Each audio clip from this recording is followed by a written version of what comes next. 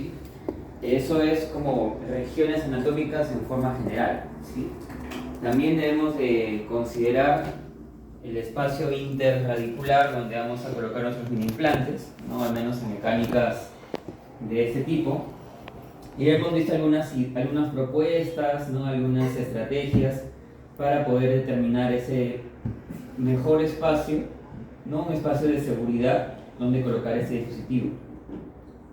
Aditamentos tan sencillos, ¿no? Como un segmento de alambre podrían ser de utilidad, ¿de acuerdo? Inclusive hoy, en un par de minutos, podríamos practicar hacer esto si nos da el momento. Hoy en día, con esta, digamos, evolución de todo lo que es el componente tecnológico, ya no estamos apoyándonos demasiado en imágenes en 2 dimensiones, ¿no? Cada vez más estamos trabajando con tomografías, ¿sí? El diagnóstico tomográfico es muy importante, nos brinda muchísima más información que una imagen en 2 dimensiones, y sobre todo que el diagnóstico o la imagen tomográfica nos va a permitir también planificar, ¿no? Dónde colocar un mini implante, ¿sí? Por ejemplo, existen programas como Blue Sky Bio, donde usted puede colocar, ¿no? Se puede trabajar solamente con la tomografía, ojo, ¿sí? Solamente con la tomografía. Usted puede medir espacios interradiculares, diagramar lo que sería un implante o un mini implante con su transmucoso, con su parte activa. El programa a usted le permite personalizar el dispositivo que piensa utilizar, e inclusive usted puede cargar un archivo de tipo STL de ese mini implante en el programa y colocarlo aquí como si fuera 100% real, no lo que usted va a trabajar, y puede medir estos espacios. Cuántos milímetros tiene, cuántos milímetros le va a dejar de libertad entre el mini implante y la porción radicular, y de alguna manera usted puede tener esa garantía de que no va a contactar con la raíz. Es más, ya con un escaneo de su paciente, ¿sí? Ya escaneando la arcada de su paciente maxilar, mandibular, y haciendo una integración de la tomografía con ese archivo de escaneamiento, usted puede generar una guía para poder insertar ese mini implante. Esto es, digamos, lo que hace ya algunos años se viene trabajando. Diagnóstico y planificación tomográfico para asegurar, ¿no? La colocación, la zona donde usted piensa insertar su mini implante. Sí. Evidentemente esto demanda de un poquito más de inversión, ¿no? Porque tendría que por lo menos o usted tener su escáner en el consultorio, o pedirle al paciente que vaya a un centro diagnóstico donde a la par que saquen tomografías le puedan hacer un escaneo intraoral, y lo puede trabajar en diferentes programas. Por ejemplo, este programa que es el Blue Sky Bio es un software de planificación y diagnóstico que es gratuito. No le cobran por usar el programa. Usted entra a la página de Blue Sky Bio y descarga el programa dependiendo si su computadora es Windows o es Mac, ¿no? Y lo puede trabajar, va a correr, puede abrir tomografías, puede hacer guías quirúrgicas, puede hacer cefalometría, puede hacer diagnóstico tomográfico transversal, vertical, ATM. Lo único por lo cual, inclusive pueden hacer alineadores en el programa, en el software, porque tiene la opción. Lo único que le van a cobrar o le cobrarían es si usted esta guía la quiere imprimir. Si esto lo exporta como un archivo para imprimirlo, eso sí se lo van a cobrar. Le están cobrando alrededor de $8, $10 por la impresión de un aditamento que se planifique en el software. Mientras más complejo, mientras más grande es, mientras más completo es, le van a cobrar un poquito más. Pero por usar la aplicación, por usar el programa, no le cobran absolutamente para nada.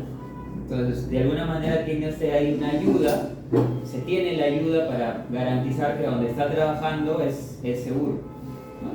Inclusive para extraviolares también se puede. Por ejemplo, para poder planificar un infracigomático o un buccal shelf.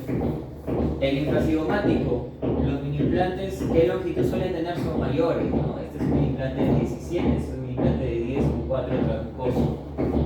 Como les digo, usted puede, en el programa puede colocarle transmucoso, parte activa, hasta dónde va a llegar. Y aquí usted, sobre todo en esta imagen, puede observar, ¿no? en el renderizado de la tomografía. Este es el proceso cigomático. Toda esta es una franja de cortical ósea. Y esto que usted observa aquí, ¿qué es? Es el seno maxilar. Entonces, por literatura, ¿hasta cuántos milímetros se puede aceptar que un implante atraviese o penetre la región del seno maxilar?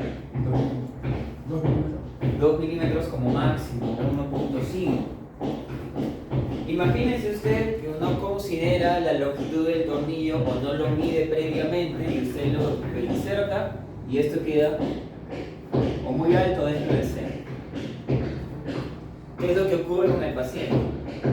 Se produce una irritación, una inflamación, hay un dolor tipo sinusitis porque se genera una laceración, hay un sangrado, ¿no? y el paciente está súper incómodo, dolor de cabeza,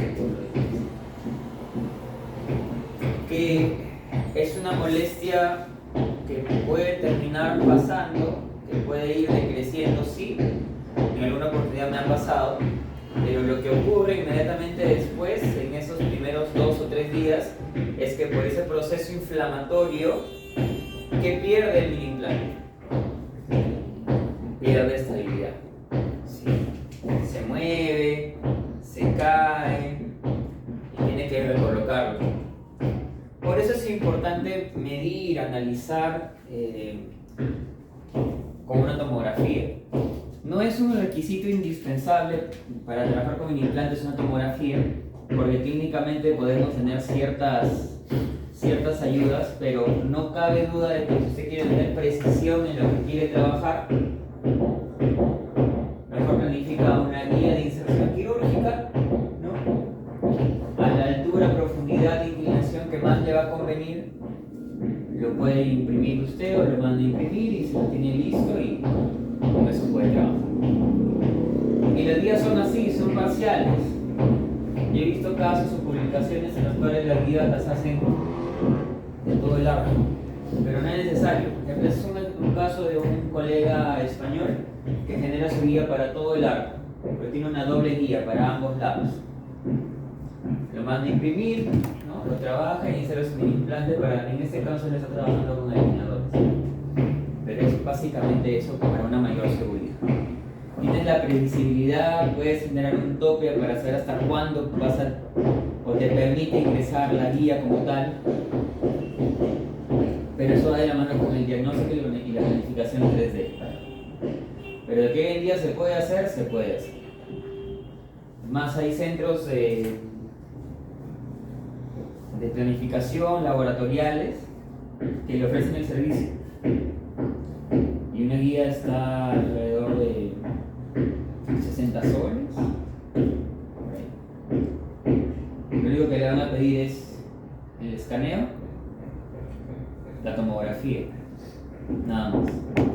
Y con eso le elaboran su guía y se lo derivan, se lo envían.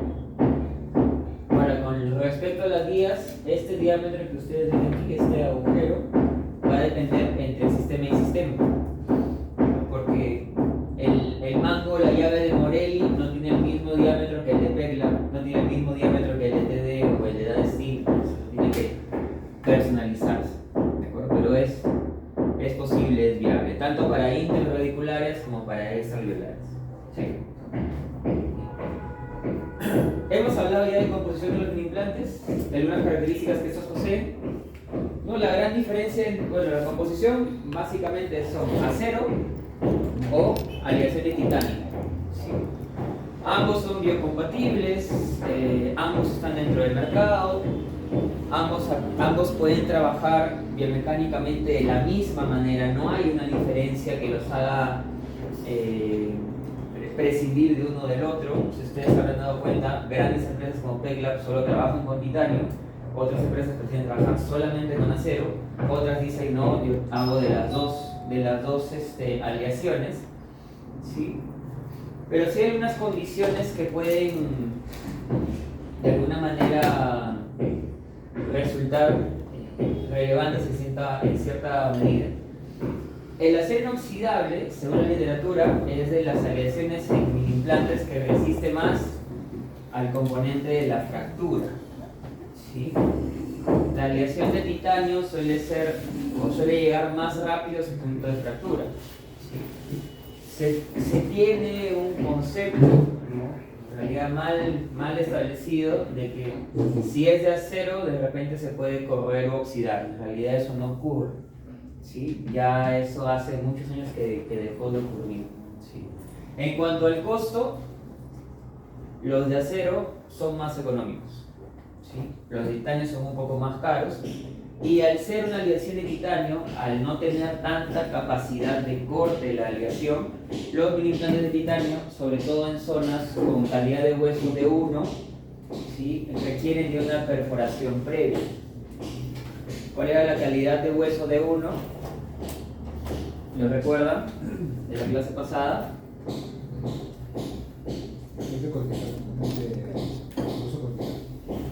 Mayor grosor de hueso cortical y menor densidad de trabeculador, o muy poca cantidad de trabeculador. Los de acero, los de acero.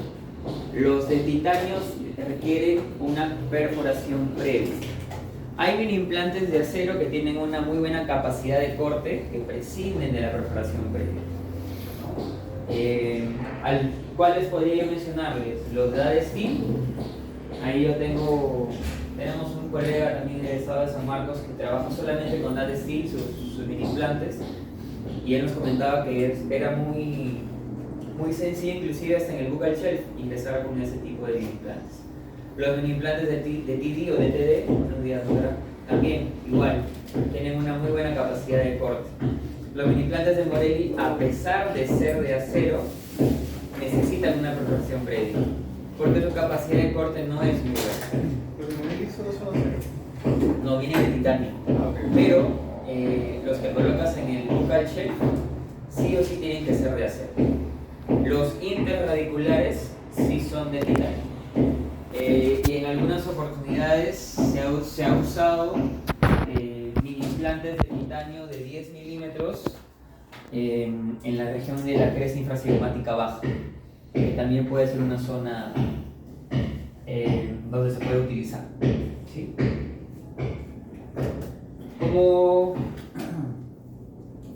una cuestión gráfica, ¿no?, si analizamos cómo se comportan cada una de las aleaciones, podemos encontrar que el mini implante podría llegar a flexar, ¿sí?, puede llegar a flexar y puede retornar a su forma original, ¿no?, o sea, comportarse de manera plástica, encontrar una diferencia entre el titanio y el acero, siendo el titanio aquel elemento que va a resistir mayor tensión para alcanzar el mismo grado de deformación que un mini implante de acero. O sea que es más fácil que un mini implante de acero genere la flexión que un mini implante de titanio, ¿sí? Pero cuando uno sigue aplicando fuerza, el mini implante de titanio se menciona en la literatura que es más rápido o llega a ser más propenso a la fractura, a diferencia del mini implante de acero. O sea, el mini implante de acero tiene mayor resistencia. Ahora, yo viendo la experiencia que hemos tenido la semana pasada, ¿a cuánto se les rompió el mini implante de acero exalveolar? 1, 2, 3, 4. Teóricamente, el mini implante de acero debería ser más resistente. Si a uno en una zona de hueso denso, de calidad de hueso de 1, se le rompe un mini implante de acero, imagínense cuán fácil puede ser terminar rompiendo un mini implante de titanio en esa misma zona. Es mucho más riesgoso. Por eso los mini implantes de tipo extraalveolar se recomienda, se sugiere sean de acero, porque llegan a ser más resistentes. Ahora, el huesito del chancho estaba súper compacto. Y los mini implantes que utilizamos eran mini implantes que ya habían sido usados en un paciente. Ya tenían cierta fatiga, por eso se hicieron o se hacían más propensos a fracturarse o a romperse. ¿Sí? Se pueden deformar de esa manera. Y esto puede ser por la técnica de inserción o puede ser por la mecánica que se aplica. Estos son mini implantes que fueron retirados por el doctor Marcel Almeida. Es un doctor que prácticamente toda su vida se ha dedicado al análisis, al trabajo, a la investigación en lo que respecta a biomecánica con mini implantes. Con brackets, en ortodoncia fija, y ahora está sumándole a su práctica la implementación de mini implantes con alineadores. Es una muy buena herramienta también, se puede utilizar. ¿Qué te dice, qué te menciona el doctor Marcel Almeida en su revisión? ¿Cuál sería mejor elegir? ¿Cuál es mejor? ¿Acero inoxidable o titanio?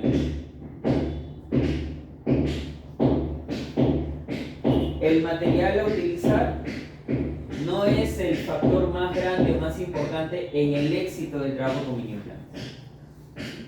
Usted puede utilizar mini implantes de titanio, como los de Pegla, o puede usar mini implantes de acero, como los de estilo de Morelli. Biomecánicamente hablando, mientras el dispositivo encuentre una buena estabilidad primaria, cualquiera de ellos le va a ayudar. Mientras su técnica de inserción sea la correcta, cualquiera de los dos le va a ayudar. Mientras se maneje adecuadamente en los niveles de fuerza o en la carga que usted aplica, cualquiera de los dos le va a ayudar. ¿Sí? No hay diferencia. Ahora, hace unos días estaba revisando un artículo que justamente hablaba de la estabilidad de los mini implantes y comparaba acero con titanio. Y se menciona que hoy en día los mini implantes de titanio tienen una osseointegración parcial y también reversible, ¿sí? Que les ayuda a alcanzar un nivel ligeramente superior en cuanto a estabilidad a los mini implantes de acero, que no se osseointegran para nada. ¿Sí? Y lo mencionaba en el artículo como una suerte de beneficio, por un lado. Pero por otro lado, también se menciona en el mismo artículo que podría llegar a ser una complicación que tu mini implante se osseointegre, así sea parcialmente. Porque si lo quieres retirar y está osseointegrado, vas a requerir de mayor torque o mayor fuerza de giro para poder desinsertarlo. Y ahí también pueden ocurrir, así como en la inserción y en el retiro, las fracturas. ¿Sí? Y ya sabemos que un implante de titanio es más fácil que se fracture. ¿De acuerdo? No depende de la aleación, más depende de la calidad de hueso, de la técnica de inserción y de cómo nosotros lo vamos a utilizar. ¿Sí? Vamos a ir hablando también acerca de niveles de fuerza. ¿De acuerdo? Las complicaciones, el mayor temor, ¿sí? El más grande temor que vamos a tener nosotros es el de la fractura. ¿Sí? El de la fractura, ya sea al insertar o al retirar. ¿Sí? Si tienen mucha suerte, el mini implante se les puede llegar a fracturar, y decir suerte es un decir nada más, nadie quiere que se fracture un mini implante, pero al menos que tenga una porción de donde sujetarlo, para con un alicate Weingart, por ejemplo, desenroscar. ¿Sí? Porque lo más trágico que puede ser que se les rompa y que quede muy justo en la superficie del hueso. Ahí van a tener que llamar a su cirujano o a su periodoncista para que haga su osteotomía, o bueno, ya si ustedes se lanzan, ustedes mismos lo hacen, ¿no? con una fresita quirúrgica y exponen para poder desenroscar. Algunos pacientes, tenemos la experiencia del doctor Giancarlo, una de sus pacientes de la universidad, un caso que se trató durante 10 años en San Marcos.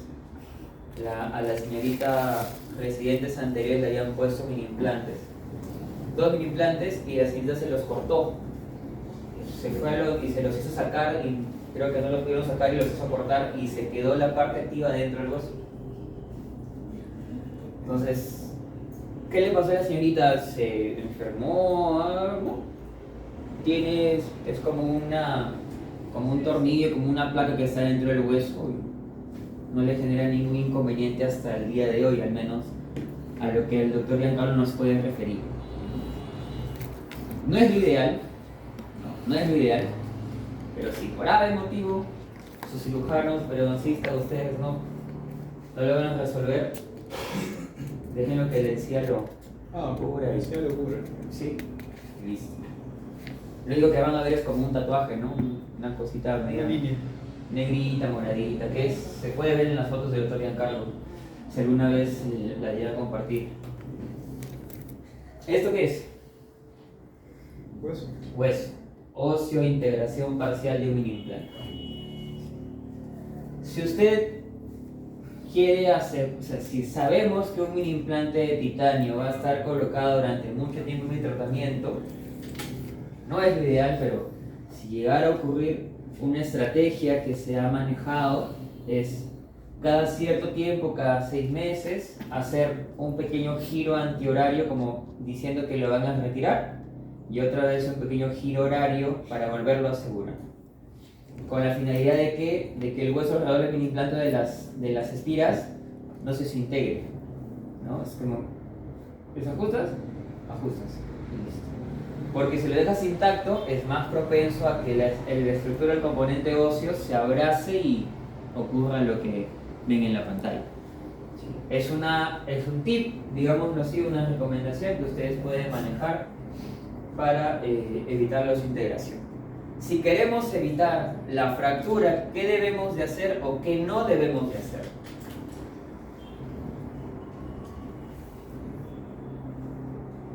Generar demasiada tensión, fuerza.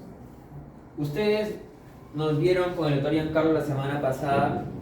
¿Quién hacía la fuerza para la inserción? ¿Lo hacían los dedos o lo hacía la muñeca o lo hacía todo el brazo? Los dedos, ¿sí? Entonces, esa es una primera recomendación. Si usted quiere insertar un implante, su mango apoyado en el centro de la palma y los dedos girando, ¿sí? Los dedos girando, ¿de acuerdo? Porque en el momento que empezamos a usar fuerza de la muñeca, estamos elevando el torque de inserción. Los mini implantes interradiculares, ¿cuánto torque de inserción suelen resistir hasta la fractura? 25-30 newtons. ¿Sí? 25-30 newtons. Los extraordinarios igual, 25-30 newtons por el material en el que están hechos. ¿Cuánto torque pueden producir los dedos? Alrededor de 20 newtons. O sea, no superamos eso. Pero si usted incorpora la muñeca, ya supera los 30. Pues sube la posibilidad de que se pueda fracturar el mini implante. Mayor probabilidad surge al momento de cambiar el eje de inserción. ¿Sí? Lo ideal es insertar, sentir la pequeña resistencia del hueso, la inicial, y si usted quiere cambiar el eje, en ese momento en el que el mini implante ha ingresado solamente 1 milímetro en el tejido óseo, cambiar el eje y en ese eje continuar. En los interradiculares solemos hacer eso, ¿no? Para alejarnos de las raíces. En los extraalveolares, en el buccal shelf, nunca cambiamos el eje. En el infracigomático existe la técnica de inserción y de giro. De alguna manera este huesito aquí arriba permite esa variación sin afectar la estructura del mini implante. Pero no quiere decir que no exista riesgo de que ese mini implante se fracture. ¿De acuerdo? La segunda gran complicación con la que se van a encontrar es que el mini implante comience a moverse y se pierda estabilidad, ¿sí? Honestamente, para nosotros no debería ser preocupación. Simplemente es esta posibilidad de que el mini implante se afloje, se le debe de informar al paciente, ¿sí? ¿Sabe qué, señor, señora, señorita? Vamos a trabajar con ese aditamento, ¿no? Va a estar insertado en el hueso, va a estar firme en el hueso, pero si ocurren ciertas condiciones, es muy probable que ese mini implante se comience a movilizar y tengamos que retirarlo y colocarlo en otra zona, ¿sí? Eso lo podemos hacer en una misma cita, en la cita que identifica el problema o en una cita posterior, ¿de acuerdo? ¿Qué es lo que puede generar que el mini implante falle? Principalmente en los mini implantes interradiculares que contactemos con las raíces o el periodonto. ¿Sí? Es el primer factor, ¿de acuerdo? El segundo factor va a depender, o los otros factores en general dependen del propio paciente y de la técnica de inserción. ¿Sí? Del paciente, ¿qué debemos de analizar? El tema sistémico, la edad, si es un paciente fumador y sobre todo si tiene una adecuada higiene oral. ¿Sí? El tema de la higiene es nuestro seguro. Señor, señora, si no se cepilla bien los dientes, si no limpia bien el mini implante, como si fuera un diente más, ese mini implante se le va a mover y se le va a caer. ¿Sí? ¿Qué ocurre? ¿De acuerdo? Ocurre. Pero a veces también la culpa es nuestra. ¿No? La culpa es nuestra porque desde el componente de la técnica o de la utilización del mini implante, la carga, la cantidad de fuerza que le aplicamos al mini implante y el sentido de esa fuerza pueden también generar que el mini implante termine fallando. Ya vamos a llegar a ese aspecto. Del paciente, la edad, si es fumador, porque el tema periodontal está comprometido. ¿Sí? La higiene oral, de la zona donde usted coloca su mini implante, el tamaño de la zona, ¿no? Si estamos atravesando densidad queratinizada, la densidad del hueso, ¿no? Cortical y del hueso medular. Del mini implante, ¿qué diámetro estoy utilizando? Para interradiculares no superamos el 1.5 milímetros. La longitud del mini implante para interradiculares, al menos por la región vestibular, basta y sobra con mini implantes de rosca de 6 milímetros. ¿Sí? Pueden ser de 8 también. El taper, el grado de conicidad, que ahora sí todos son cónicos osados, ahí no hay diferencia en ello, ¿no? Y la característica, la forma de la superficie de corte que tiene el mini implante. Que tenga buena capacidad de corte y por la anatomía del mini implante que no se aproxime a las raíces. La inserción como técnica, ¿no? Ahora todos son autoperforantes. El torque de inserción no superar los 20 newtons. El ángulo y no generar microfracturas del hueso. ¿Sí? Si usted genera microfracturas del hueso, el mini implante no va a tener buena estabilidad. Ahora, la semana pasada también habíamos visto una alternativa de cuando un mini implante ingresa y llega a un punto que ya no gira más. ¿Qué hacíamos? ¿Qué les dije a alguno de ustedes? Podemos desenroscar 2, 3 giros y volver a ingresar hasta que otra vez se vuelva tenso o duro. Después, otra vez 2, 3 giros de desenrosque y volvemos a ingresar. ¿Qué estamos haciendo ahí? Básicamente estamos dilatando el hueso hasta llegar al punto o al nivel de inserción que necesitamos. ¿Sí? Lo que debemos evitar son microfracturas en la región ósea. ¿De acuerdo? Esto puede ocurrir. Colocaron su mini implante, hubo contacto con las raíces o existe problemas de higiene o existe un tema de la cantidad de fuerza que usted está aplicando y el mini implante va a fallar, ¿no? Se va a comenzar a movilizar y algunos pacientes inclusive llegan con su mini implante en la mano. ¿Sí? Entonces, para evitar ese tipo de complicaciones, ¿qué era lo que recomendábamos? Cambiar el eje de inserción. Cambiamos el eje de inserción, colocar el mini implante de forma oblicua, porque al colocarlo de esta manera, también estamos garantizando que la rosca del mini implante tenga mayor superficie de contacto con la cortical del hueso. ¿Sí? Porque una cosa es que el mini implante entre en sentido horizontal y otra que entre angulado. ¿Sí? Por ejemplo, mini implante que entra completamente horizontal o siguiendo el plano de oclusión, tiene solamente una franja de contacto entre la cortical externa, ¿no? y el mismo tornillo. Pero si usted lo coloca angulado, hay mayor superficie de contacto. Mientras más superficie de contacto exista, mientras mayor superficie de contacto exista entre el mini implante y la cortical del hueso, usted va a tener mayor estabilidad. Va a poder trabajar con más seguridad con ese mini implante. No depende mucho de que tenga más o menos longitud. Depende de esta calidad de hueso y de cuánta estructura mini implante y hueso contactan. A través de cuánto hueso y cuánto mini implante tenemos ese grado de estabilidad. Ahora, ¿existirá un mínimo de parte activa que deba de estar dentro de la medular? Algunos de ustedes me preguntaron la semana pasada, doctor, ¿y cómo es por palatino? ¿Cómo medimos el tamaño de mini implante que va a trabajar o que vamos a utilizar por palatino? Si por vestibular basta y sobra con 6 milímetros, por palatino, ¿qué teníamos que hacer? Medir el grosor del tejido blando, ¿cierto? Sondearlo de preferencia para saber cuántos milímetros tenemos desde la cavidad bucal hasta contactar con hueso. Y de ahí a esa distancia tenías que sumarle cuántos milímetros de parte activa, como mínimo 4 o 5 milímetros, para garantizar una buena estabilidad primaria o la mejor estabilidad primaria posible. Ese es un tip clínico, no es un tip planificado o medido en base a una tomografía, que sería lo ideal, pero es un tip clínico que ustedes pueden emplear Para extraordinarios. para mini implantes por la región palatina. Ah, ok. Por la región palatina. Podemos dañar los tejidos duros, doctores, también. Podemos dañar el cemento radicular, podemos dañar la dentina, podemos llegar a afectar la pulpa inclusive.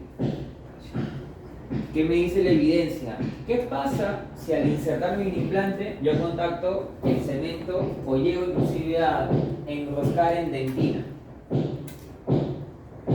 Se han realizado estudios en los cuales se ha observado cómo reacciona el tejido que se lastima y cómo este llega a tener o no llega a tener capacidad de recuperación. A las 12 semanas, es decir, a los 3 meses de ocurrido el hecho de haber ingresado con el mini implante y haber tocado cemento, periodonto, cemento y dentina, esa región del hueso tuvo la capacidad de recuperarse sobre un 80%.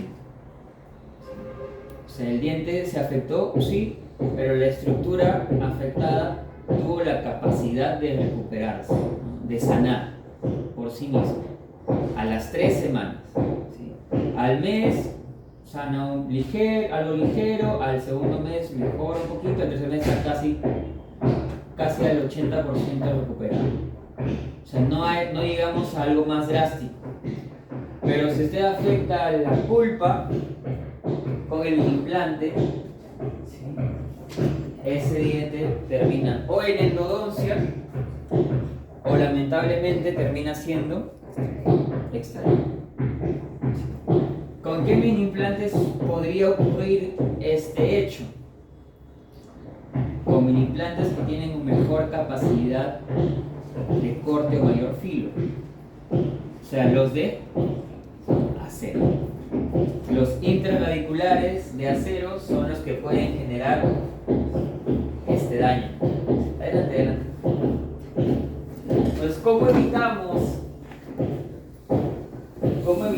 esta complicación?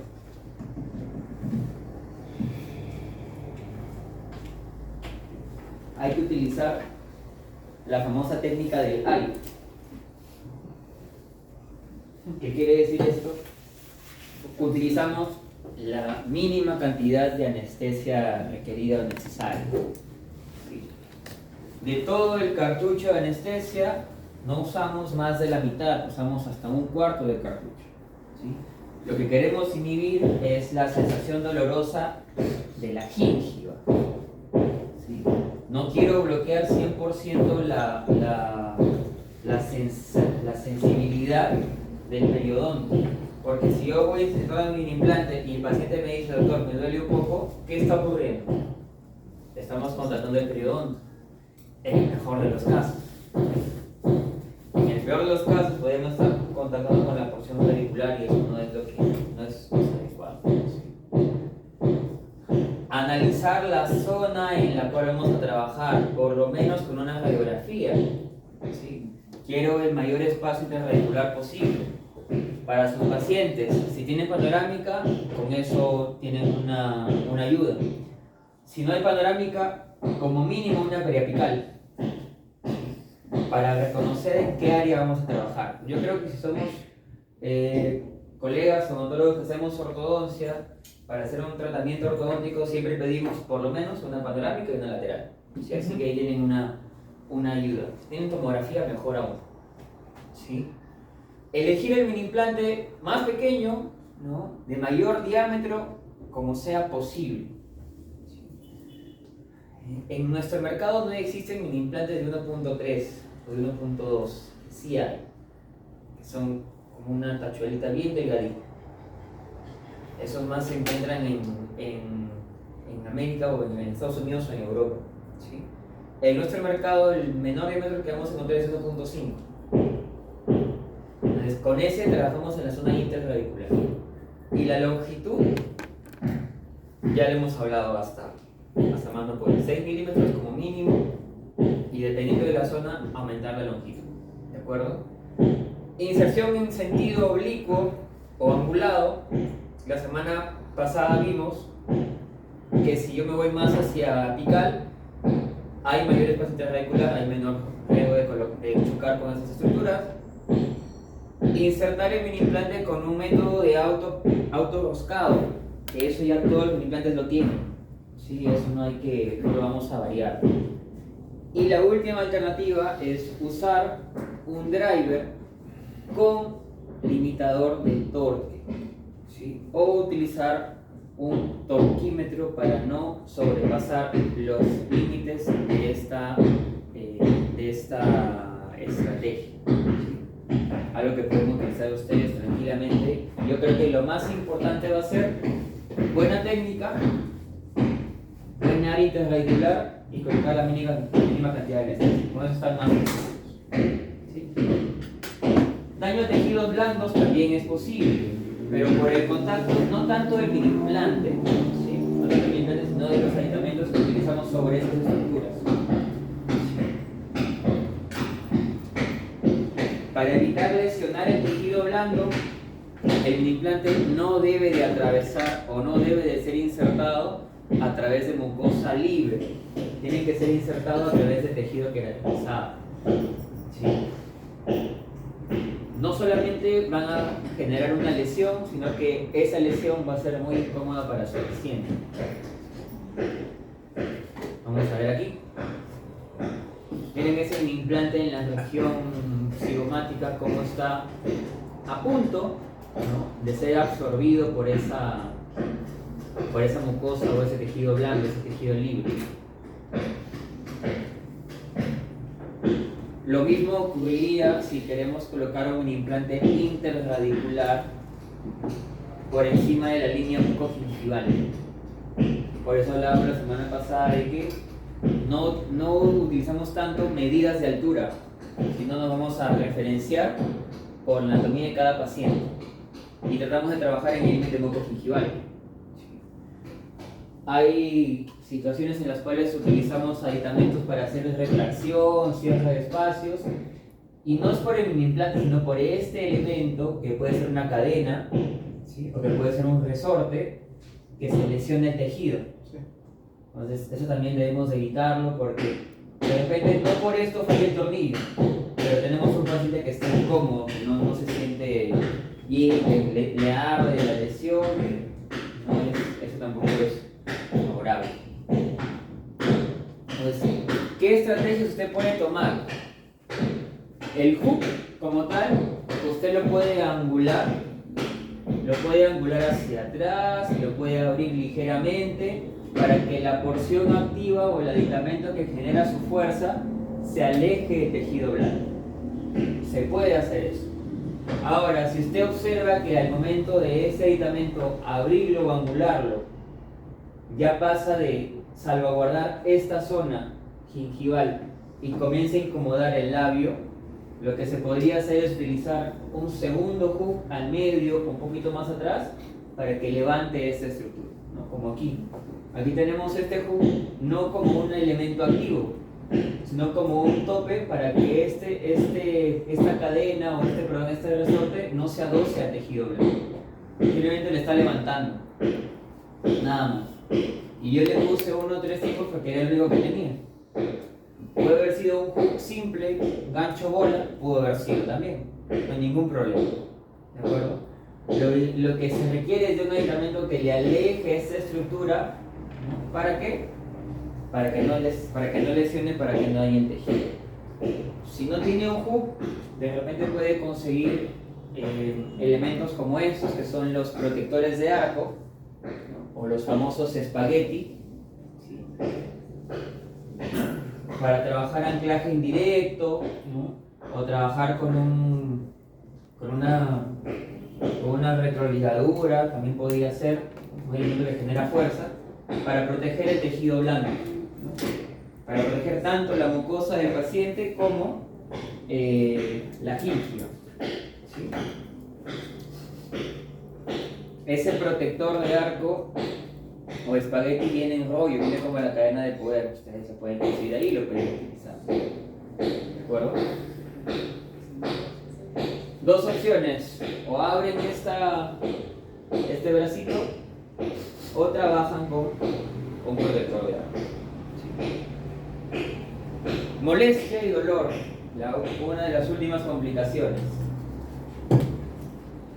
¿Cuántos días, cuántas semanas o cuántos meses el paciente va a requerir de estar tomando medicación para calmar la molestia de haberle insertado un implante? ¿O a los cuántos días o a las cuántas horas esa molestia, si es que aparece, termina desapareciendo? Lo normal, lo esperado, es que el paciente a las 6 horas promedio, un poquito menos, un poquito más, ya no sienta molestia en la zona de la inserción, ¿sí? Hay pacientes que les colocamos la anestesia, insertamos, la anestesia pasa la hora y media y desde que sienten nuevamente pasa 1 horita más y no hay más molestia. No es normal, no es natural que el paciente tenga la molestia 2 días, 3 días, 4 días. Si ocurre eso es porque estás contactando con una estructura. Cada vez que el paciente o muerde o cada vez que el tratamiento está en fase activa, estás contactando región radicular con un implante. Y eso genera el dolor. Entonces, si son 2 o 3 días que el paciente sigue con molestia, es mejor revisar. ¿Sí? Es mejor revisar de repente con una vertical o algo. ¿Sí? En ese caso, doctor, se entornilla un poco en la cervical. No. Lo que pasa es que no puede ser solamente porque ingresaste así. Puede ser que ingresaste más pegado a una raíz y por más que angules no te vas a alejar de ese sitio. Mejor retirar, ver que el tejido vuelva a recuperarse para trabajar en ese mismo lugar o cambiar de zona. Un espacio de proximal más adelante o más atrás, dependiendo de lo que estás trabajando. Pero no se suele hacer retiro y recolocación en un mismo punto de interradiculares. ¿Cómo se llama? ¿Lanceta? Lo que perfora antes. La lanceta o el punzón. Se puede.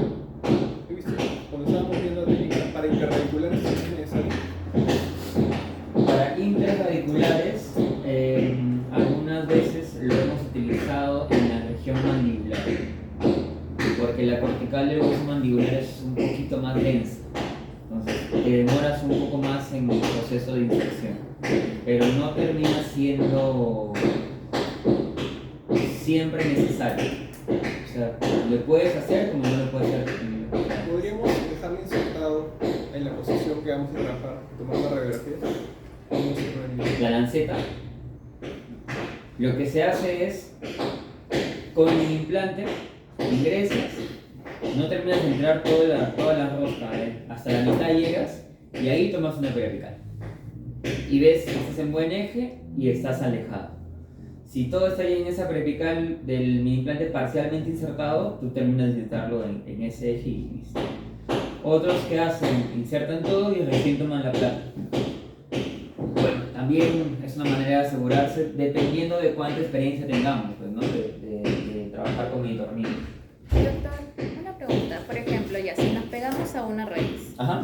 ya, pero ya estamos cerca, lo retiramos. Uh-huh. ¿Cuánto tiempo tengo que esperar para que volver a insertar ese mini tornillo? Un mes, como mínimo. Como mínimo. A menos que quiera cambiar de zona. A menos que quieras cambiar de zona. Porque puedes ir más a distal y no esperas nada. O en algunas oportunidades, dependiendo, si no estás en el límite mucogingival, por aquí está tu cresta o alveolar, si estás en el límite, no se recomienda ir más hacia cervical, porque más hacia cervical ya no hay buena calidad de hueso. Si no estás en el límite superior y estás, por ejemplo, en una zona a una distancia intermedia, tú podrías retirar y subir un poquito más. Claro. O ir hasta el límite para hacerlo en esa misma cita, en esa misma región anatómica. O podrías ir en distal o mesial otra pieza. Pero si quieres o necesitas trabajar en ese mismo lugar, lo retiras y esperas por lo menos un mes para que el tejido otra vez se vuelva a osificar. Siendo una perforación pequeña, vas y sobra con un mes. ¿Sí?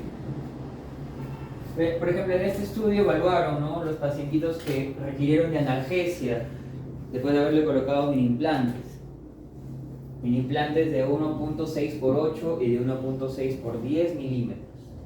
¿Sí? ¿Cómo manejaron el fenómeno doloroso? A la hora, 15 pacientes, ¿no?, a la hora de haberse insertado el mini implante, 15 pacientes no tomaron ningún tipo de medicación porque la molestia fue tolerable. 9 pacientes tomaron medicación una vez, o sea, una dosis. 9 pacientes tomaron 2 dosis del medicamento para manejar la molestia o el dolor. A las 12 horas, 27 pacientes ya no tomaron nada. Medio día después. 3 tomaron una vez medicación, 3 tomaron 2 veces medicación. Al día siguiente, de 33 pacientes, 30 ya no requirieron de nada porque no sentían molestia. Una vez tomaron medicación, 2 pacientitos, 2 veces tomó medicación, un solo paciente, ¿no? Esa excepción a la regla que tiene un poquito bajo el umbral del dolor, ¿no? A la semana ya ninguno. 33 no tomaron absolutamente nada. O sea, si usted tiene un paciente que con un implante radicular siente molestia 5 días, 4 días, es porque algo está ocurriendo ahí, ¿sí? Y eso necesitamos revisarlo. ¿De acuerdo? Eso necesitamos revisarlo, ¿sí? Ahora, lo que hablábamos hace un momento, la reutilización de un mini implante. ¿Se puede o no se puede reutilizar un mini implante? Intraradicular o extraalveolar. La respuesta está ya clara. De un mismo paciente, en un mismo tiempo clínico, yo puedo retirar y recolocar. La semana pasada hablamos de si podíamos colocar un mini implante intraradicular en la región mandibular y después pasarlo a la maxila o viceversa. ¿Se puede hacer? Pero de abajo hacia arriba o de arriba hacia abajo era más recomendable. De abajo hacia arriba. De abajo hacia arriba, sí. Yo requeriría de ese mini implante que retiro, tratarlo de alguna manera para volver a insertar. Sí. En un mismo tiempo clínico no. ¿Sí? Pero si por ejemplo yo lo retiro el mini implante y planifico reinsertarlo de aquí en una semana, 2 semanas o un mes, yo podría ayudar a mi mini tornillo a recuperar capacidad de corte para que no sufra yo ni el paciente y reducir el promedio, la posibilidad de que ese mini implante se fracture. ¿Sí? ¿Cómo podemos vemos o cómo se trata el mini implante. Ese artículo me gustó mucho. Yo el año 2020 en plena pandemia, me animé junto con el doctor Giancarlo a dar un seminario de mini tornillos y hacer una revisión de toda la información. Encontré ese artículo de los unos coreanos que nos muestran un protocolo de tratamiento de los mini implantes interradiculares o extraalveolares, ¿sí? Cualquiera sea la aleación. ¿Qué es lo que hacen? El mini implante lo retira o se retira dada la X circunstancia y primero se le hace una limpieza mecánica, ¿no? Ellos utilizan un polvo de glicerina, ¿sí? Con una, le podríamos llamar como una jeringa de la triple que tenemos nosotros, pero usan polvo de glicerina, ¿no? Para hacer una limpieza mecánica. Eliminan restos de sangre, ¿no? Cualquier contaminante que tenga en la superficie de su mini implante. Y después tienen un protocolo de remojar o sumergir los mini implantes en ácido ortofosfórico, ¿sí? En ácido grabador que tenemos todos en el consultorio, ¿sí? Por 10 minutos, como una limpieza química, y sumergir los mini implantes por 15 minutos en hipoclorito de sodio al 6%.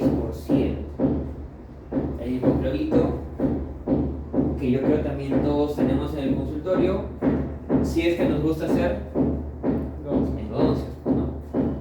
Pues, analizan la condición en cuanto al corte, a la capacidad de corte que tienen las espiras, ¿sí? De los mini implantes retirados, con limpieza química y con limpieza mecánica, ¿sí? Esto lo evaluaron en microtomografía, o sea, se fueron al mayor detalle posible. Condición de un mini implante al cual simplemente se le había hecho irrigación o limpieza mecánica. Miren estas zonas de compromiso. El grupo B, limpieza mecánica. Bien retirado, limpieza mecánica. Grupo C y D. Grupo C con limpieza química. Tiene una mucho mejor condición en comparación a estos dos. Y el grupo D era un implante completamente nuevo. En los cortes microscópicos uno puede observar que la calidad que tiene la superficie de un mini implante nuevecito es muy similar a la de un mini implante el cual ha sido tratado mecánica y químicamente. ¿Sí? Mecánica y químicamente. Lo mismo aquí, mini implante solamente limpiado con este polvo de glicerina. Lo pueden ustedes también reproducir con la jeringa triple y eliminar todo lo que es ese componente, no con agua a presión, eso también es viable. Grupo B con limpieza con irrigación mecánica. Grupo C con limpieza química, hipoclorito y ácido ortofosfórico, y el grupo D como grupo control, que no tiene ningún tipo de uso. Las espiras, la distancia entre pitch y pitch con los mini implantes tratados mecánica y químicamente, o sea, con el protocolo completo, se pueden asemejar grandemente a los mini implantes que no han sido utilizados. O sea que le está usted dando nuevamente una muy buena capacidad de corte a ese mini implante. ¿Qué es lo que lamentablemente un mini implante no recupera? La condición que tiene la punta del mini implante. La punta del mini implante lamentablemente siempre se va a perder. porque es justamente la parte activa que tiene el contacto directo con la cortical del hueso, para permitir que justamente penetre, pues, ¿no? Si no, no ingresa el mini implante, no hace el autorroscado. Entonces tiene el mini implante limpiado mecánicamente, solo con relación. Ya no hay punta aquí, ¿no? Está romo.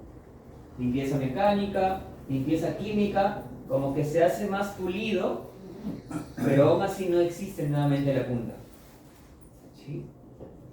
Y eso sí tiene la punta intacta. La punta intacta. Entonces, ¿es posible reutilizar un implante en un mismo paciente? No, del mismo paciente sí es posible.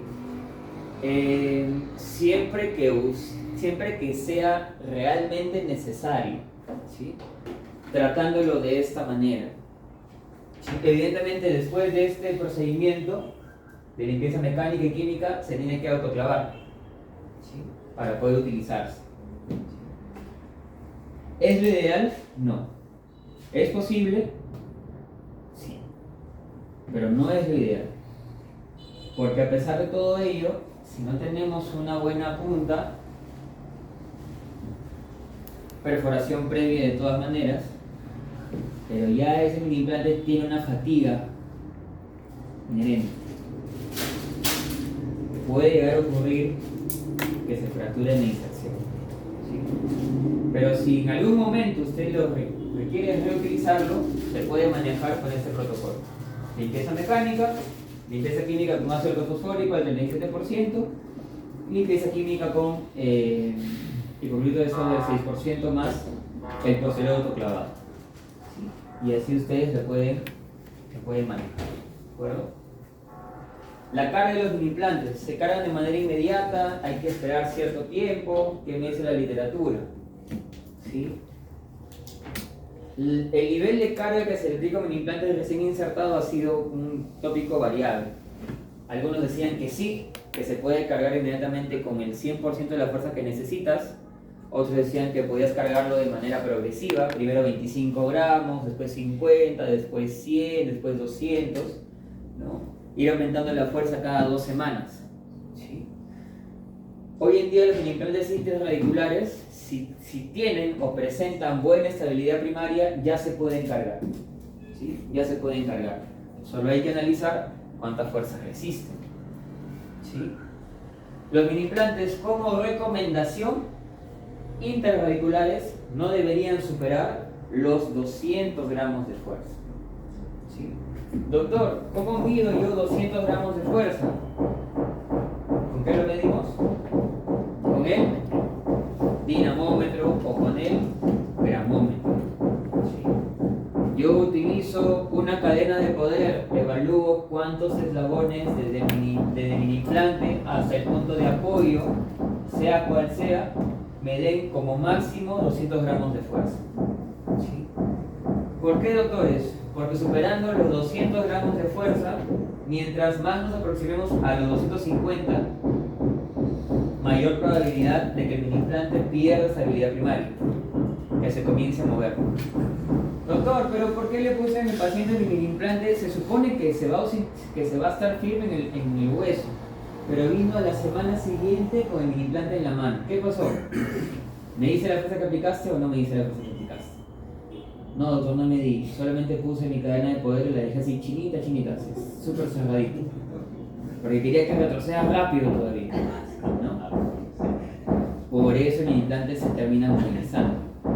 Pero ¿cuál es el barajo que tenemos nosotros? No se cepilló bien los dientes, señora, no se cepilló su mini implante y por eso se ha movido. Por eso le decía en la mañana que el tema de la higiene es nuestro seguro. Pero no hay que llegar a eso tampoco, pues, ¿no? El mini implante se puede caer por causa nuestra, ya lo hemos dicho, o por causas del paciente. En cuanto a la fuerza, esa es nuestra responsabilidad y hay que medir esa cantidad de fuerza. No superar los 200 gramos. ¿Por qué no superamos esa cantidad de fuerza? Porque hay estudios que han medido cuánta fuerza se necesita para generar ciertos movimientos y ninguno de ellos supera los 200 gramos. Para hacer retracción en masa del segmento anterior, estudios clínicos de 100 a 200 gramos en ese rango de fuerza. Para hacer intrusión anterior, 40 a 60 gramos de fuerza. ¿Sí? Para hacer intrusión posterior, puede ser 150 a 400 gramos dependiendo de la cantidad de dientes. Voy a hacerle zoom, ¿ya? Para que le puedan poner una foto más nítida. ¿Sí? Una foto más nítida. Ahí está.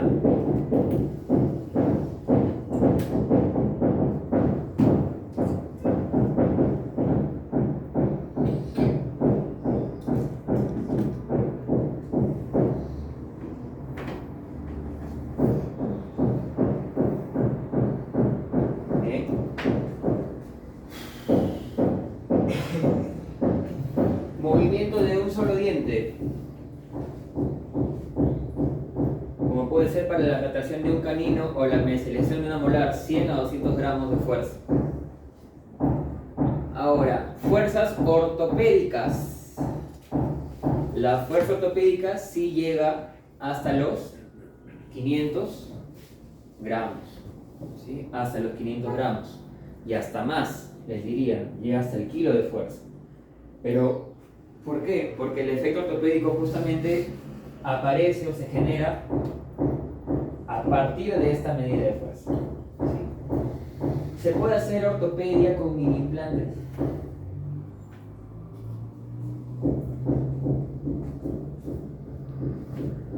¿Se puede hacer ortopedia con mini implantes, doctores?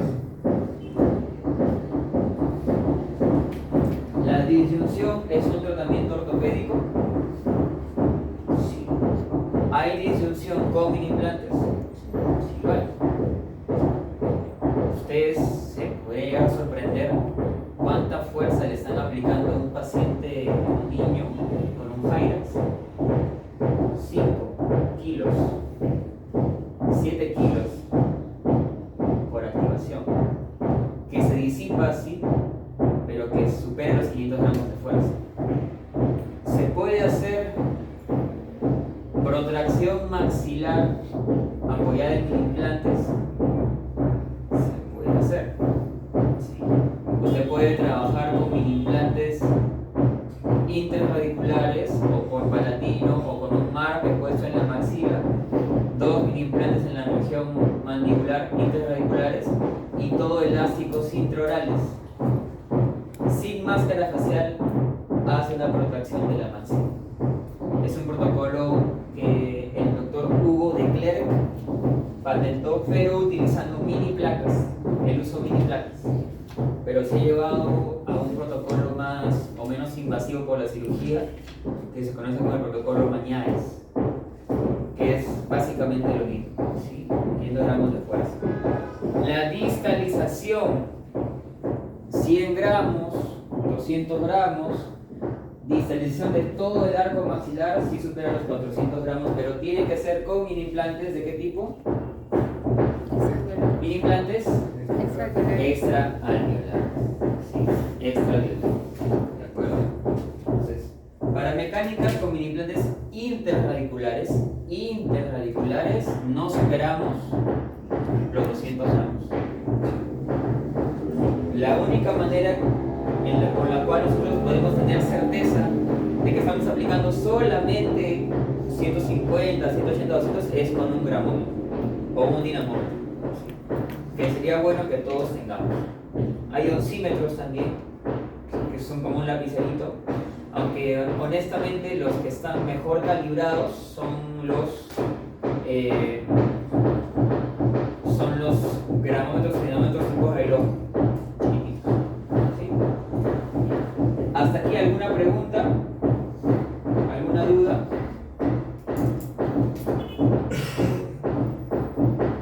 Hoy día, algunos de ustedes ya han trabajado con esto, lo han visto, ¿sí? Pero hoy día vamos a practicar estrategias de anclaje directo e indirecto con implantes interradiculares, ¿sí?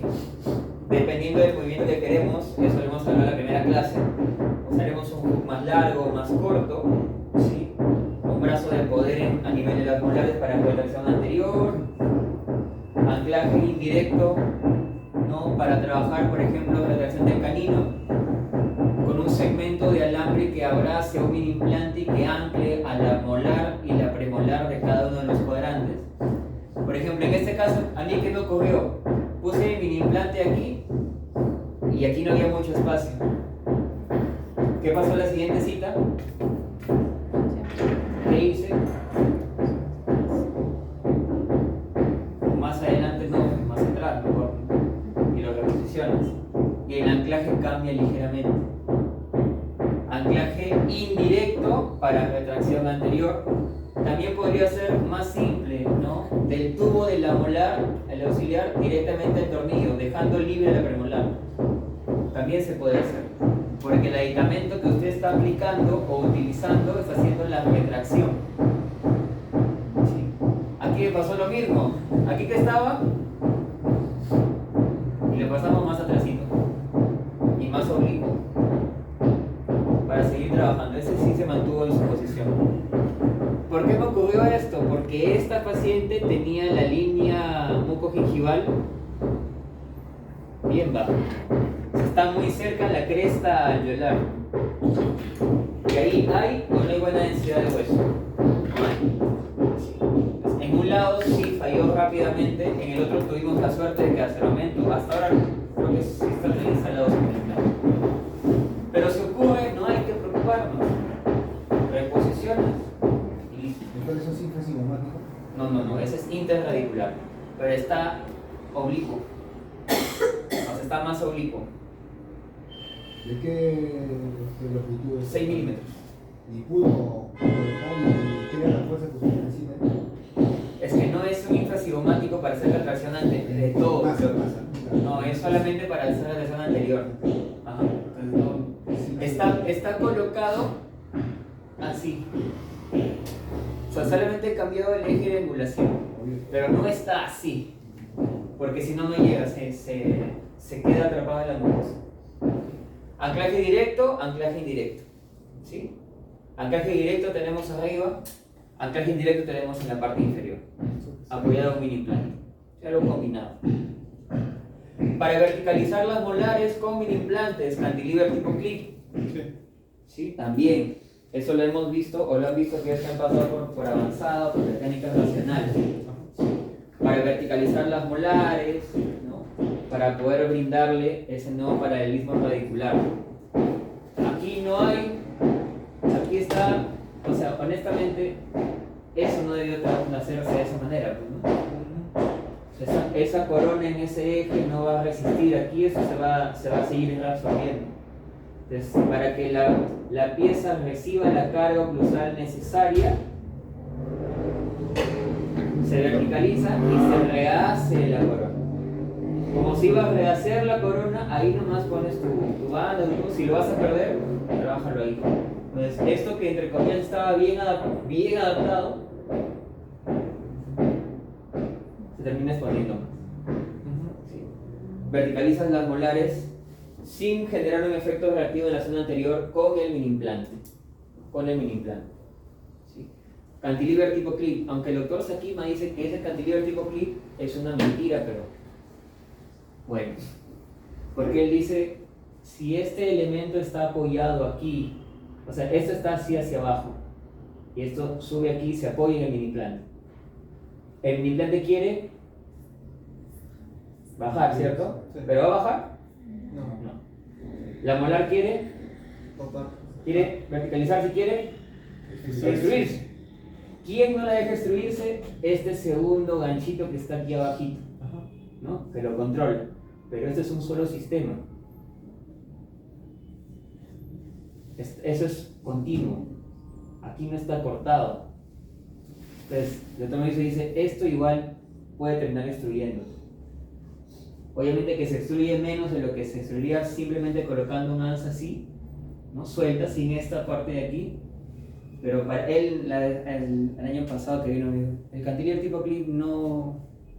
Mejor hágalo con 2 cantilevers. Que sería... Para él es realmente algo que te controla 100% de la extrusión.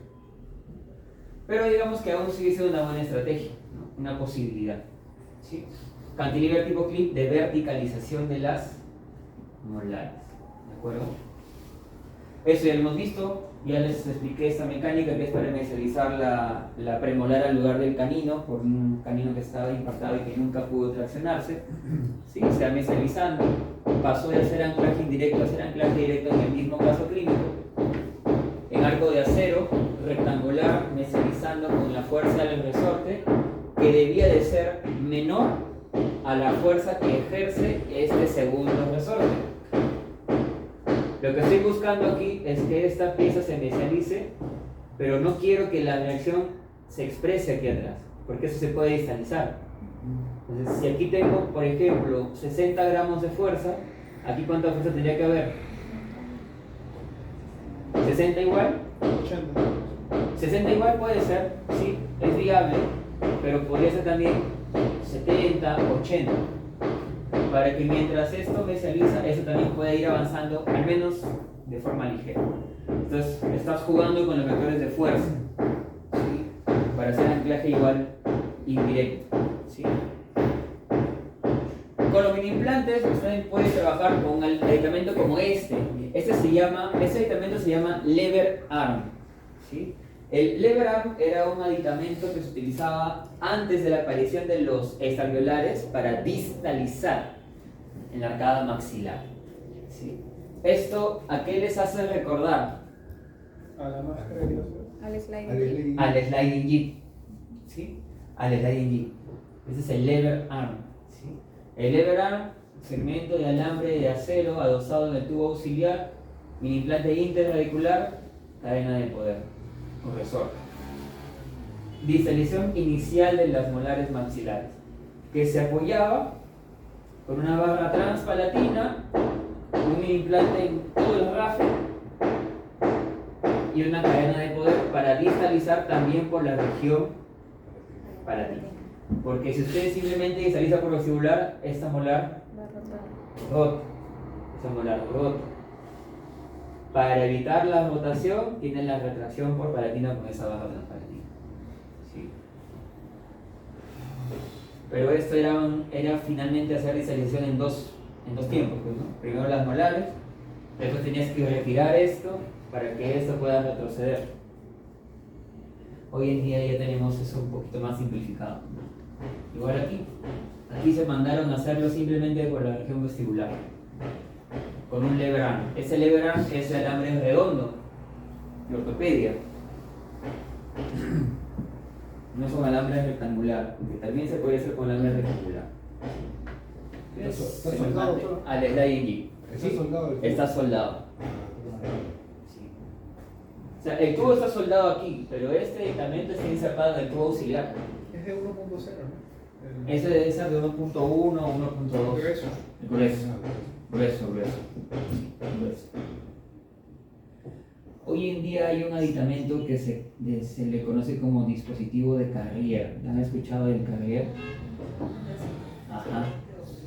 El Carrier tiene el mismo principio del lever arm, tiene el mismo principio del sliding jig, por ejemplo. También se podría aplicar. El Carrier se utiliza con elásticos intermaxilares o también se puede utilizar con un implante interradicular o extraalveolar, dependiendo de lo que ustedes estén planificando. No sé qué más tenemos acá. Mini implantes por palatino. Un péndulo modificado. ¿Sí? También para distalizar las molares. El péndulo clásico es un botón de Nance, ¿sí? Que tiene unos bracitos que se apoyan o se adosan en la cara oclusal de las premolares, o que tiene una banda en premolares, ¿no? Y tiene estas cajas linguales, estos brazos de TMA 08 que van distalizando las molares. Pero la acción va a las molares, la reacción va a la mucosa y a todo el componente dental-velar anterior.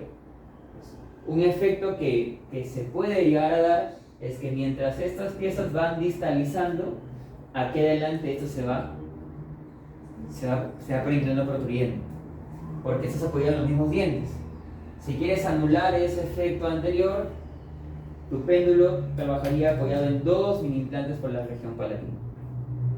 Lo modificas, le quitas la reacción a la parte anterior, la diriges al hueso, que no se va a mover, difícilmente se desplace, y toda la acción va a las piezas posteriores.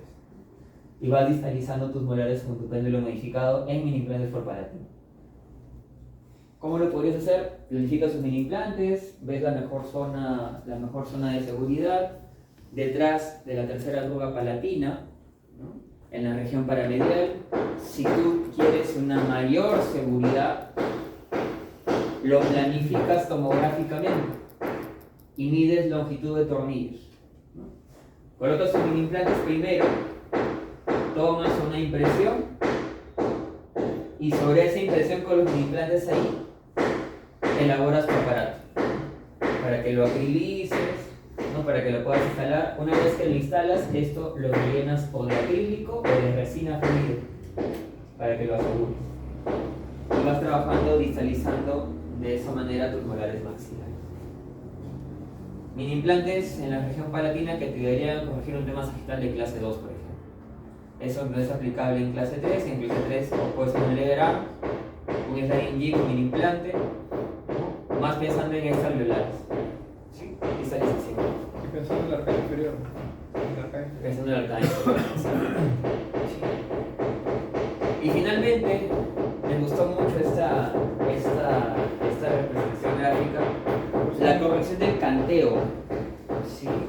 ¿El canteo se puede corregir con mini implantes interradiculares? Sí, por supuesto. ¿Sí?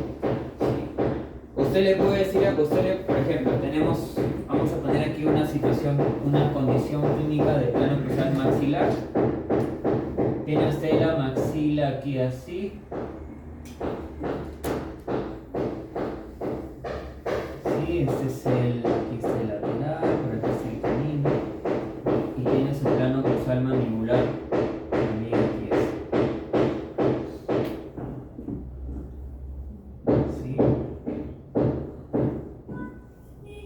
Una vista frontal, ¿de acuerdo? Esto está canteado de esta manera, ¿sí?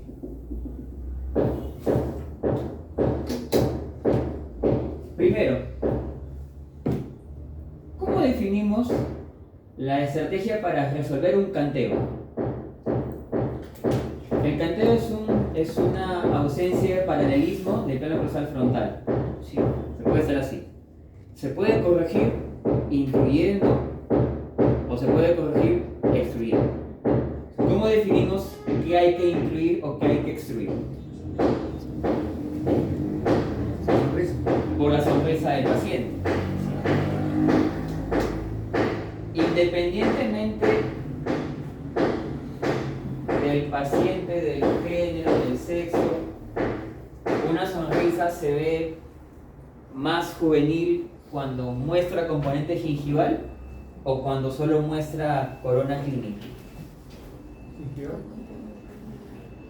El canon de belleza que nos dice, un paciente se ve más joven cuando al sonríe y solamente vemos coronita o vemos un poquito de tejido blando. Entonces, si yo por ejemplo tuviese un paciente que presenta en el lado izquierdo una exposición gingival de más o menos 2 milímetros y en el lado derecho me muestra la mitad de la corona clínica, ¿qué haría? Extruiría el lado derecho para que se nivele al nivel de exposición que más le favorece. Y si aquí tuviera un bonito nivel de exposición gingival y acá tuviera sonrisa gingival, ¿aquí extruyo o acá intruyo? Aquí intruiríamos. Entonces, básicamente eso es, así discernimos cómo corregimos el canteo. Ahora, con mini implantes, ¿cómo podríamos hacer eso? A ver, si yo quiero extruir este lado, ¿le pongo un elástico de canino a canino aquí? No va a cambiar casi nada. Pero es que ¿qué es lo que se hace? Se trabaja con un mini implante aquí y se coloca un elástico intermaxilar del mini implante al canino. Todo esto involucrando un levante de mordida a nivel posterior para que tenga espacio hacia donde bajar la zona anterior. ¿Sí? pero va del mini implante con un elástico intermaxilar al arco donde quiero, al lado del arco donde quiero generar la extrusión para corregir el canteo. ¿Sí? Lo mismo, si fuera algo combinado, yo tendría aquí un mini implante, en ese mismo arco, ¿no? De repente no una cadena de poder, pero sí un resorte. Un resorte para poder hacer esa corrección. ¿Sí? Pero siempre en uno de los lados habría que trabajar con un elástico intermaxilar. En este artículo nos muestran una alternativa para pacientes que no son cooperadores con elástico. O sea, aquí usted no va a depender del paciente para corregir un canteo. ¿Por qué? Igual con el mini implante, usted trabaja con un alambre de TMA 19x25, como si fuera un overlay de Mulligan. ¿Sí? Apoyado en el mini implante, esto está así, y esto se tensiona, se abraza en el arco principal y termina intruyendo esa región. Y para que la parte inferior pueda extruirse, ¿no? O para hacer el movimiento opuesto de extrusión, tienen este diseño de alambre de acero 016, como si fuera un resortito. Esto está haciendo presión así hacia abajo, eso está abierto aquí hacia abajo. Entonces eso lo levantan, lo enganchan en el arco y esto genera la extrusión apoyada en el implante. No se puso elástico el paciente, eso es para pacientes que son no cooperadores o no colaboradores. Son los famosos arcos rítmicos. ¿Sí? Los arcos rítmicos para corregir canteo sin que el paciente use elásticos intermaxilares. ¿Sí? Puede ser también una opción, aunque sí es más engorroso, diría yo. Es más engorroso, diría yo. Dime. En la positiva, y no sería, o sea, no hay posibilidad de que los dientes exteriores también Claro. Tienes que trabajar o bien con un arco de acero rectangular o bien apoyarte en un control transversal por palatino. Igual. Por ejemplo aquí. Tienes un control transversal por palatino. Arco rítmico que extruye abajo, arco rítmico que intruye arriba, para corregir el canteo del plano cruzal. El plano cruzal frontal. ¿De acuerdo? Ahora es el doctor Luciano. Alguna vez nos comentó en un workshop justamente de ANSYS cantilevers, ¿de acuerdo? Dijo, el canteo puede tener un origen solamente anterior, o sea, solamente la parte frontal del canino canino puede estar canteado, o el canteo puede ser de todo el componente del maxilar. Si el canteo es de todo el componente maxilar, la corrección va desde las molares, y ahí sí tienes que trabajar con estrategias como esta, que vayan a la zona posterior. Pero si el canteo solamente es de la parte frontal, por alguna situación clínica, tú puedes trabajarlo tranquilamente con dos cantilevers. Un cantilever que aquí intruye, aquí extruye, o viceversa, porque solamente está en la parte anterior. El canteo que viene asociado con la tradición mandibular, eso ya es un componente esquelético. Y si es esquelético, hay que ir a todo el componente del maxilar.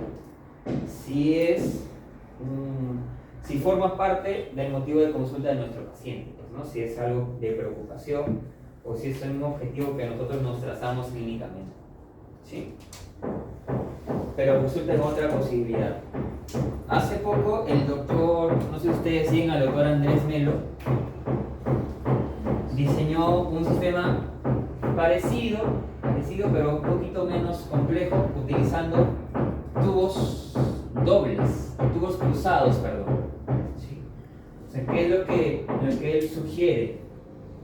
Tienes tu arco que puede estar segmentado. En tu arco segmentado tú colocas en el slot principal el tubo cruzado y te queda un slot libre cierto?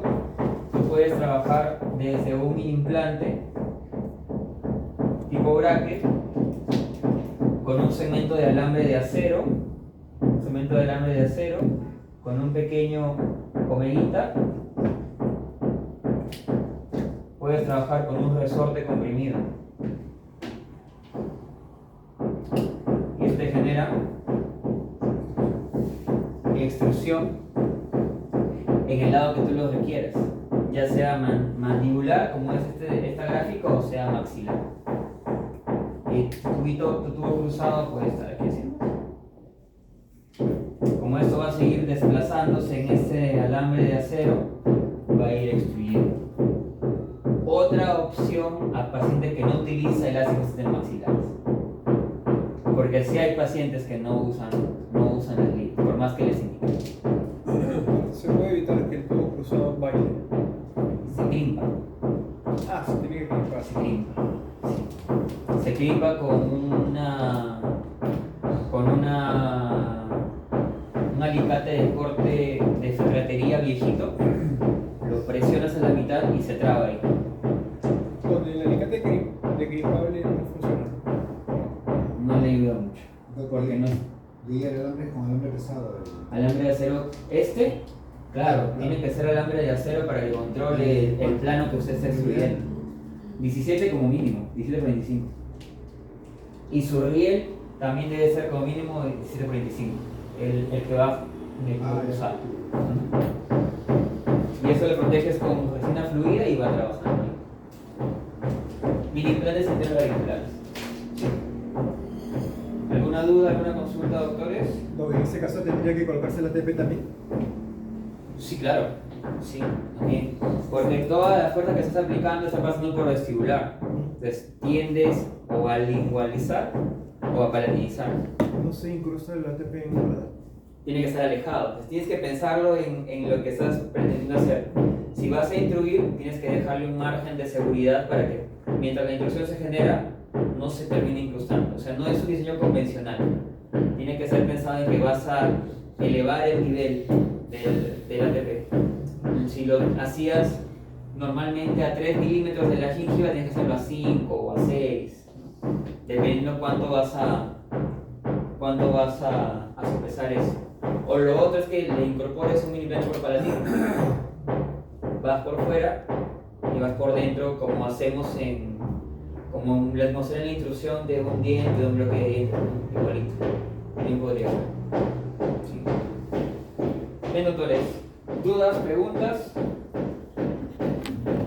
Si no, pasamos a tomar nuestro break y ya volvemos a la parte práctica, ¿sí?